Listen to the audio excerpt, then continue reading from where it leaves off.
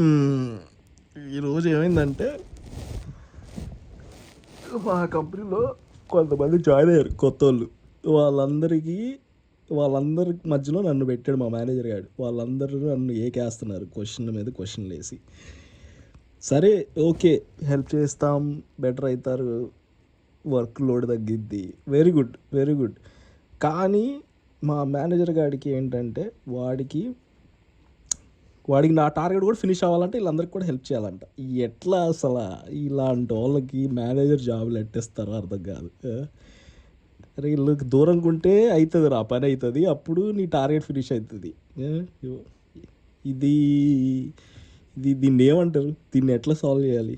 ఏదైనా ఉంటే చెప్పండి ఫ్రెండ్స్, కింద కమెంట్ చేయండి. ఇంకో విషయం ఏంటంటే నేను కొన్ని సంవత్సరాలు చెప్పను, ఒక 1 year 2 years నుంచి అనమాట ఒక ప్రాజెక్ట్ మీద పనిచేస్తున్నాను అనమాట. దాని కోడ్ రాశాను. 7 months అవుతుంది ఆ కోడ్ని మళ్ళీ టచ్ చేసి నేను. టైం లేదు. అమ్మ, 2 జాబులు చేస్తున్నా, టైర్డ్ అయిపోతున్నా, అసలు టైం దొరకట్లేదు. ఎట్లారా నాయన, సక్సెస్ ఎట్లా అవ్వాలి? మనం నచ్చింది చేయాలి, అవసరాలు తీర్చుకోవాలి, జాబు చేయాలి, లోన్లు కట్టాలి. ఇక మనిషి బతికింతేనా? ఇవన్నీ వేసుకుంటూ బతకాలా?